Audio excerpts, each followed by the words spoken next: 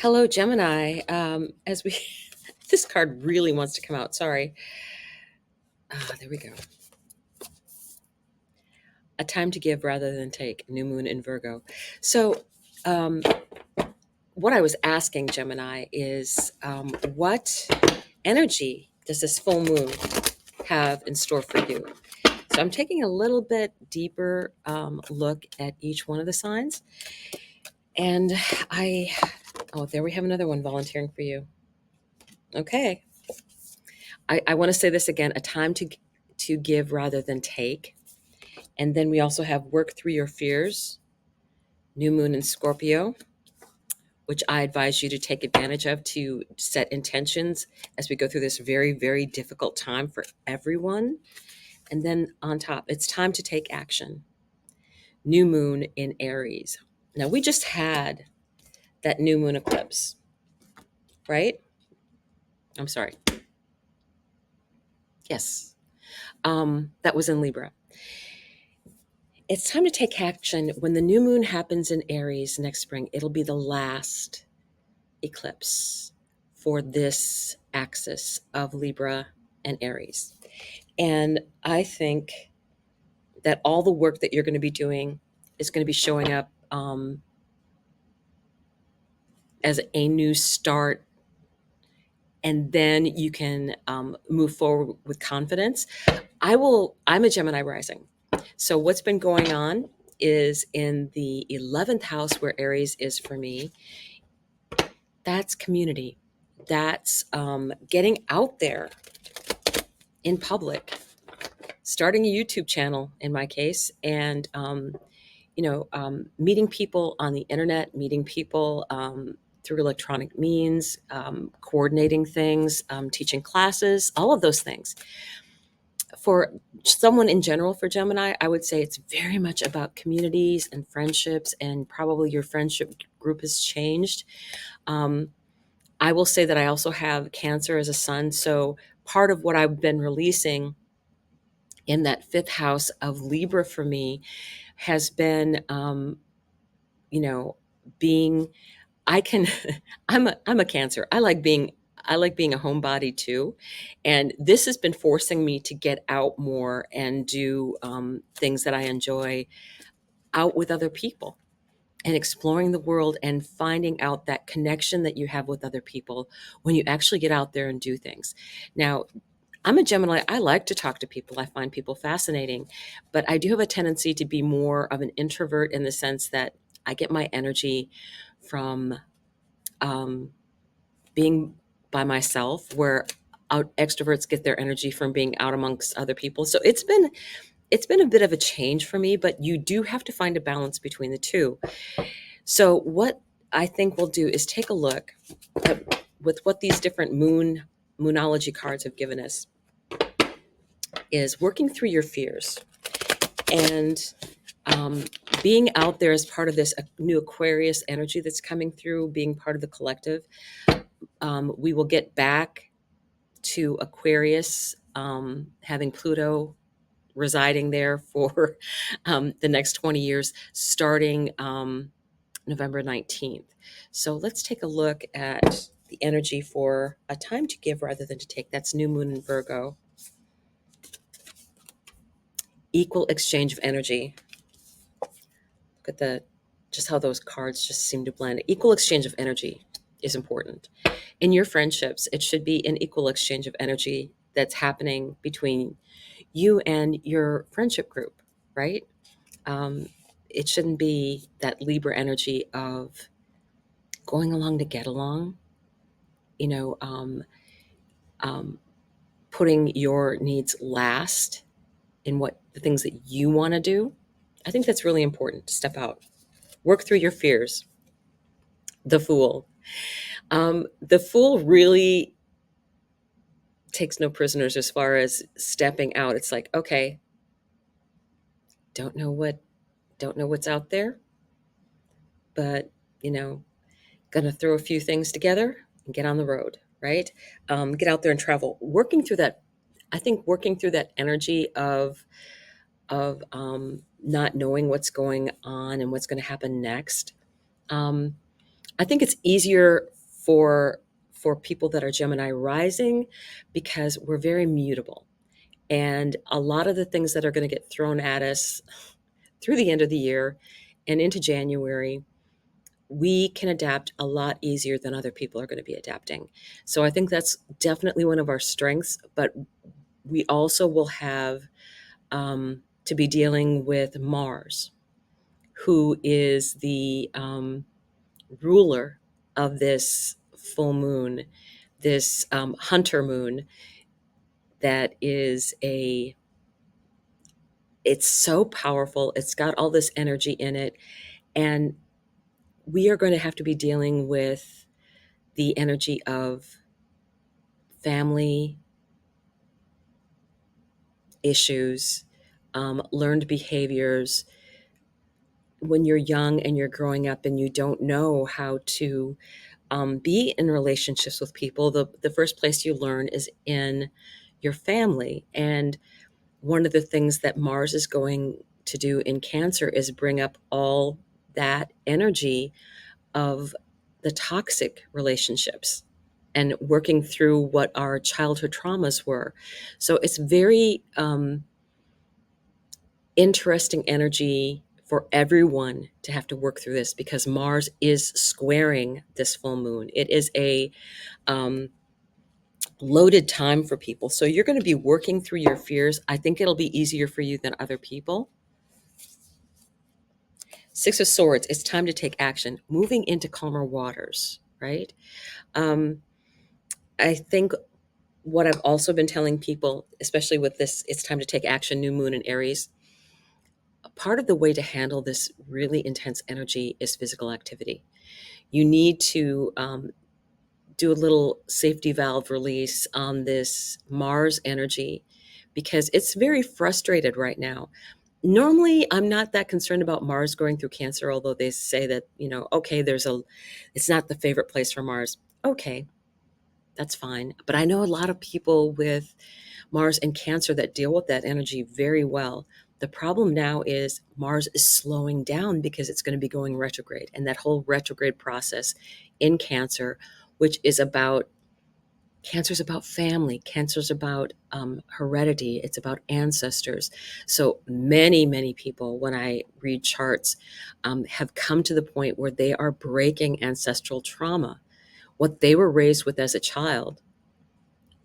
I've had to even say, okay, so what you went through, um, and you have children, are they going through anything like that? No, I made sure everything was completely different. And that's how you break that ancestral trauma. You say, nope, I'm not passing this on. I learned, so I'm not passing this on. You either learn from it or you repeat it. Those are your two options in almost every situation. Okay, so let's take another look at a time to give rather than to take. Part of also releasing the energy physically is then getting grounded. This is a Cancer card. Symbolizes Cancer in the Minor Arcana. This is the Queen of Cups. And look at how she's connected on such a high level. One of the things that you can do is do the kinds of meditation that work for you. Some people like to listen to guided meditations. Some people like to take sound baths, which is basically listening to music at a certain hertz, or listening to sound bowls, listening to drumming. There's different methods for you to kind of sink into your meditative state.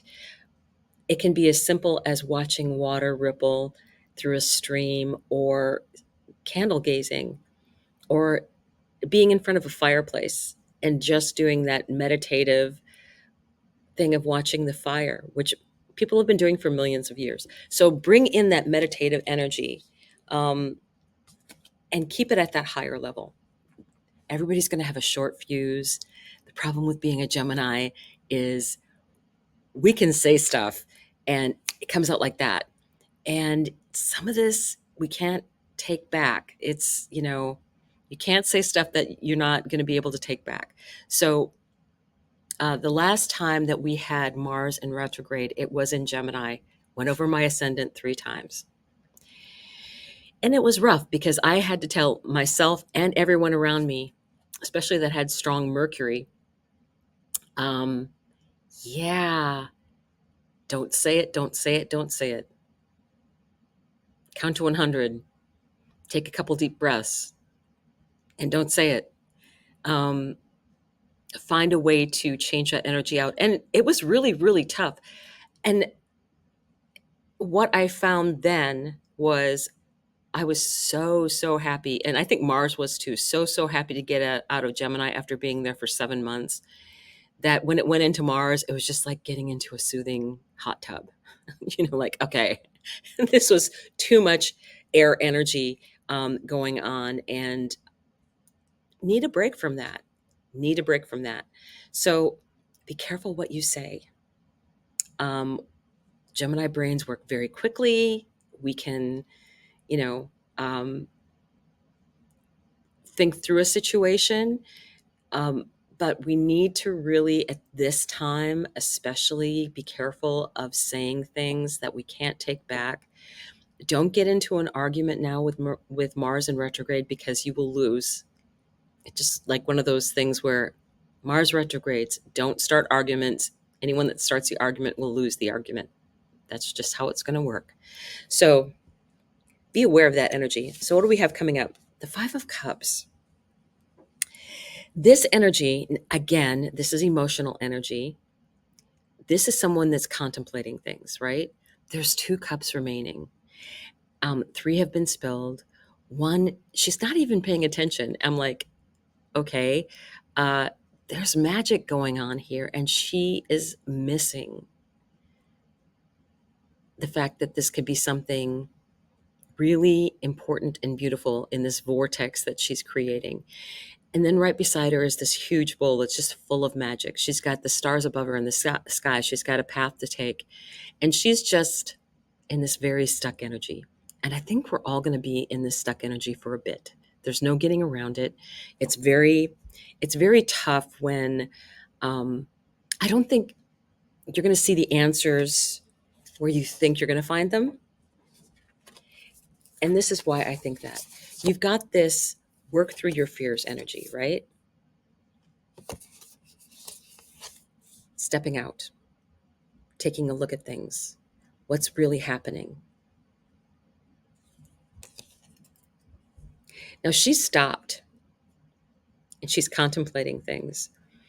But I would say the 5 of Cups is also signifying 5 months.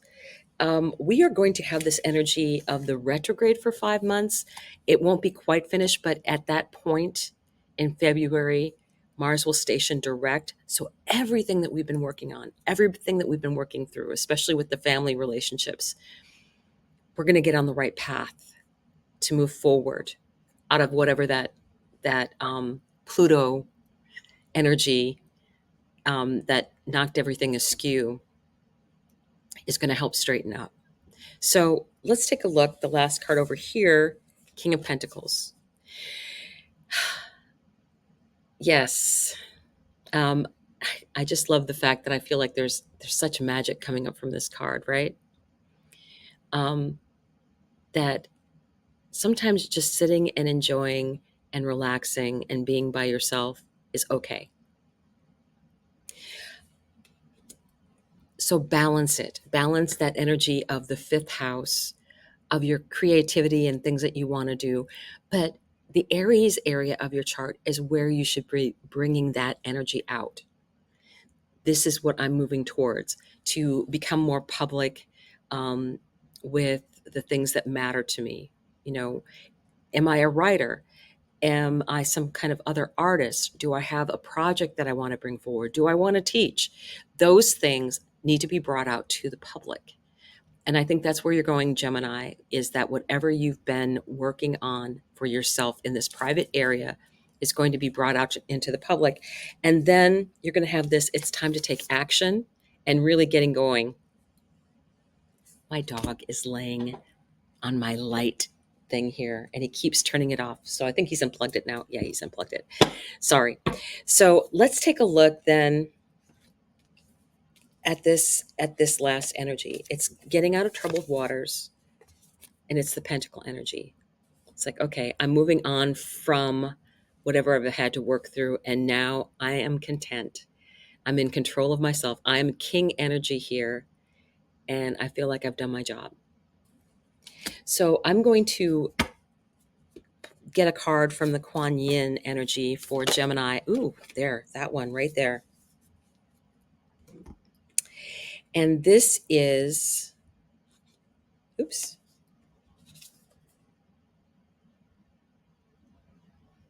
Okay.